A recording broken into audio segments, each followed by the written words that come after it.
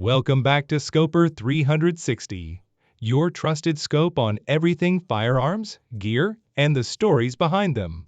Before we dive in, don't forget to subscribe, like, and share this video to support the team and keep high-quality reviews coming your way.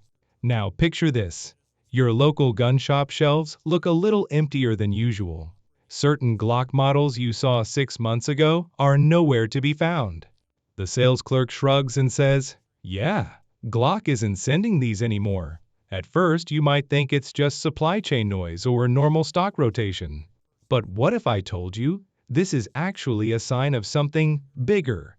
Something that could reshape the way we think about striker-fired pistols altogether. We're talking about the upcoming Glock Generation 6. Not a rumor, not a minor cosmetic tweak, but a leap in design philosophy from a company that's built its reputation on keeping things exactly the same for decades.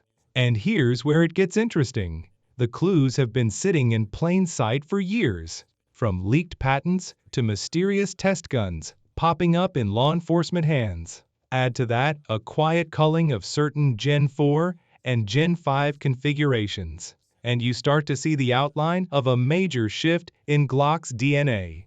I've been following these developments closely, and in today's breakdown, we're going to go deep covering what's changing, what's staying the same, how much it might cost you, and my personal take on whether the Gen 6 is the next must-have pistol or just another clever way to get you to upgrade. If you've been paying attention to the handgun market over the past year, you might have noticed a strange pattern unfolding. It started quietly first. Certain calibers like 357 SIG and .45 Gap began disappearing from Glock's official lineup. At face value, that might seem like Glock just trimming the fat, especially since those cartridges were already niche choices. But historically, Glock doesn't just abandon entire cartridge families unless there's a deeper reason. And when they do, it usually means the next chapter in their design book makes supporting them impossible. Then came the sudden discontinuation of multiple Gen 4 models, which made sense on paper, until Glock also began cutting back on specific Gen 5 configurations that were still selling well. That's when my radar lit up. Digging through public patent filings, I found documents going back to 2020 under Glock Technology GmbH. These weren't about changing grip textures or adding another finish option. They were blueprints for a fundamental shift in how a Glock is built. One patent described a completely modular trigger assembly, no more loose parts sitting in the frame, but a self-contained unit that slides in and pins into place, much like an AR-15 fire control group. Another tackled one of the most criticized aspects of Glocks for decades, the need to pull the trigger before disassembly. In the Gen 6 patents, a spring-loaded internal lever physically blocks the striker during takedown, meaning you never have to press the trigger to break the gun down. That's not just convenience, it's a real-world safety upgrade that could satisfy strict procurement standards for police and military contracts. Then there's the big one, the modular frame system. Imagine keeping the upper portion of the pistol complete with rails, fire control group, and optics, but swapping out the lower grip module depending on your needs. Full-size frame at the range for maximum control, compact grip for concealed carry. Same trigger feel, same zero. Same handling, just different ergonomics for different roles. From an engineering standpoint, it's ambitious, but the patent drawings show reinforced tongue and groove joints and steel pin lockups that look ready for serious abuse. This isn't some gimmick, it's Glock stepping into territory dominated by platforms like the SIG 320, but with their own spin on it. So what does all this actually mean for you, the shooter? On paper, the Gen 6 represents the most significant evolution in Glock's history since the brand created the striker-fired category in the 1980s. Let's start with that modular trigger system. For years, Glock owners looking for a better trigger pull had two options: go aftermarket or pay a gunsmith to make it happen. Both routes meant extra cost, potential warranty issues, and in some jurisdictions, even legal complications. With a drop-in trigger module straight from the factory, Glock could finally offer multiple trigger profiles at purchase, or even let you upgrade later without touching the rest of the gun. This isn't just about customization, it's about putting performance tuning into the hands of the average buyer without adding risk. Then there's the safer takedown system. If you've ever trained new shooters, you know how easy it is for someone to skip a step during disassembly and end up with an unintended discharge. Glock's traditional press the trigger before takedown rule has been a sticking point for decades, especially for law enforcement agencies who need to minimize training mishaps. Removing that step isn't just a nod to safety, it could be the deciding factor in major contracts. The modular frame, though, is the real wild card. In theory, it solves a big problem: buying multiple pistols just to get different sizes for different roles. With Gen 6, you could own one serialized fire control unit and swap grip modules as needed, cutting down on costs and simplifying training. But here's the catch: most gun owners don't constantly change configurations. They pick a setup they like and stick with it. So while the modularity might be a game changer for agencies and competitive shooters, the average concealed carrier might never use it. On the optics front, Glock's decision to move toward a direct mount system eliminates the extra plate and screw issues we've all seen. This means a lower mounting height, better durability, and less chance of losing zero. With red dots becoming standard equipment rather than an exotic upgrade, this might be the most universally valuable change of the bunch. Now for my personal take, these are smart, meaningful upgrades that put Glock back in step with market trends. But they also risk pricing the Gen 6 into territory that's hard to justify for casual buyers. If Glock can position it as multiple guns in one without pushing the MSRP into the stratosphere, it could be a hit. If not, it might end up being a niche choice for enthusiasts and professionals.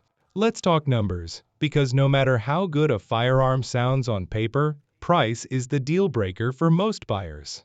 Current Gen 5 Glocks already sit in the $600 to $700 range, and that's before you start adding optics, upgraded sights, or aftermarket parts. With the Gen 6 bringing a redesigned fire control system, modular frames, and improved optics mounting, it's reasonable to expect a premium over existing models. If Glock positions the Gen 6 as a 2-in-1 or 3-in-1 platform, one serialized core with multiple grip modules, they can argue that you're getting the equivalent of several pistols for the price of one. That's a strong value proposition for law enforcement agencies, military contracts, and serious enthusiasts who would otherwise buy multiple guns. But for the average buyer who just wants a reliable home defense or concealed carry pistol, that premium could be a hard sell. And here's the other angle: when a new generation launches, the used market gets flooded. Gen 5 models and even some late Gen 4s will likely see sharp discounts if you're budget conscious and the new features don't directly impact your needs. Picking up a discounted Gen 5 could be the smarter move. For agencies, the calculus is different. The safer takedown procedure alone solves a long-standing training liability, and the modular grip system means they can issue the same serialized core to officers with different hand sizes without stocking multiple frame sizes. That's a logistical and financial win. My personal advice? If you're the kind of shooter who values having the latest platform, wants the flexibility to change grip sizes on the fly, or is looking for better out-of-the-box optics integration, the Gen 6 will almost certainly be worth it, especially if Glock nails the execution and maintains their legendary reliability. But if you're perfectly happy with your Gen 5 and it already does everything you need, there's no reason to panic or rush to sell it off. This is evolution, not obsolescence. So where does all of this leave us? The Glock Generation 6 isn't just another incremental update with a new slide cut or a different finish. It's a signal that Glock has been listening to the market and is finally willing to make bold changes in a platform that's been remarkably consistent for decades. The modular trigger, the safer takedown, the direct mount optic system, and the swappable grip modules all point toward a pistol designed for versatility, safety, and modern shooting demands. From my perspective, the Gen 6 is shaping up to be a smart evolution one that keeps Glock's DNA intact while addressing long-standing criticisms. But like any leap forward, it comes with questions.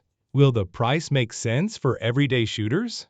Will the aftermarket adapt quickly? Or will it take years before we see the same parts support we have for older Glocks? And most importantly, will these new features prove their worth under real-world conditions? Or will they remain selling points that sound great on a spec sheet but go unused by most owners? In the end, whether the Gen 6 is worth it will come down to your needs, your budget, and how much you value having the newest tools in your hands. As for me, I'm cautiously optimistic. The patents and early reports suggest Glock has been working on this for years, and if they execute it right, we might be looking at one of the most significant pistol launches of the decade. That's going to wrap it up for this breakdown. Here at Scoper 360, we'll be watching the rollout closely, and you can bet we'll have hands-on coverage as soon as the Gen 6 hits the market. Now I want to hear from you. What feature excites you most about the potential Gen 6? Would you upgrade from your current Glock or stick with what you've got? Drop your thoughts in the comments below and let's get the conversation going. And remember, if you found this review helpful, hit that like button, share it with your fellow shooters, and subscribe to Scoper 360 so you don't miss our next deep dive into the firearms shaping the future.